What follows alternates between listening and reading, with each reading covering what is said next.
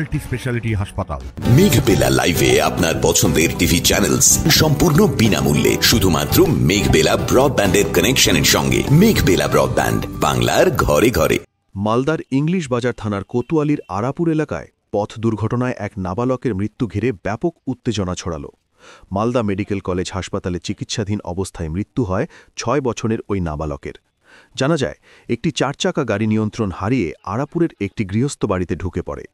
এতে গুরুতর আহত হয় ওই নাবালক। শুক্রবার সকালে তার টায়ার জ্বালিয়ে মালদা রতুয়া রাজ্য সড়কে রাস্তা অবরোধ করেন। এখানে আমি ছেলেকে ধরে জামা খুলছিলাম, ও ওইখানে ছিল। আমরা খেলে খাবার খেয়ে এসেছি, আমি জামা প্যান্টটা ওইভাবে এখনও পরে আছি। আর গাড়ি ওরা মনে হয় ওরা একবারে অস্ত করেই একটা করে আমাদের উপরে গাড়িকে ঢুকেছে আমার বাড়িতে, আমার প্ল্যান করে। আমার ছেলে নাই, আজকে আমার বউ মৃত্যু নিয়ে লড়াই করছে। আমি কত কিছু সব গয়না গাটি টাকা পয়সা মেয়েদের জন্য জোগাড় করেছি খুব কষ্ট করে, সব আমার শেষ হয়ে গেল। আপনারা একটু দেখেন, গাড়ি চালকদের জন্য কেউ ধরা হয়নি, সব আলোচক আছে, পুলিশ কোনো ব্যবস্থা নেয়নি। আমি ওদের ফাঁসি চাই, আপনি যা পালে কারণ ফাঁসিকে জিজ্ঞাসা করতে পারেন।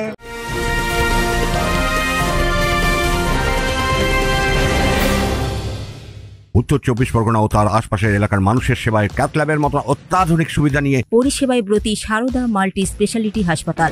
একই ছাদের তলায় মানুষ সাধারণ চিকিৎসা থেকে শুরু করে 24 ঘন্টা cath lab, MRI, CT scan, এনআইসিইউর মতো সুবিধা এবার থেকে পেয়ে যাবেন সারদা মাল্টি স্পেশালিটি হাসপাতালে। প্রয়োজনে যোগাযোগ করুন 033-2592-0730, 2593-0730, 2593-3562 ও 9331275635 নম্বরে। আমাদের ঠিকানা royal park, Kalyani expressway, Barrackpore, Kolkata 7,121। Sarada multi specialty হাসপাতাল, পরিষেবাই হোক আমাদের মূল লক্ষ্য।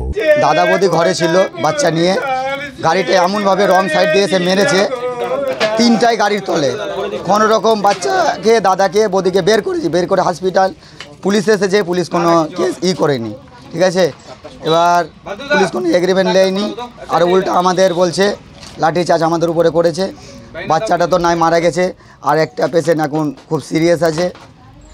পুলিশ লাঠিচার্জ কেন করলো? লাঠিচার্জ করেছে, বাচ্চাটা শুনেছে মারা গেছে, তারপরে একটু পাবলিক দাঁড়িয়েছিল, ওরা এসে লাঠিচার্জ করেছে। অবরোধ হয়েছিল? হ্যাঁ। কি হয়েছে, পুলিশ কি করলো তারপরে লাঠিচার্জ করতে লাগলো, বোম এইগুলো ফেলতে লাগলো, দিয়ে পাবলিককে ফাঁকা করে দিল, দিয়ে এখনও পুলিশ এখানেই আছে। এলাকায় এখন থমথমে পরিবেশ বিরাজ করছে। মৃত শিশুর দেহ ময়না তদন্ত শেষে বাড়িতে পৌঁছালে আরও উত্তেজনা ছড়াতে পারে বলে আশঙ্কা করা হচ্ছে। Bureau report, news Bengal today.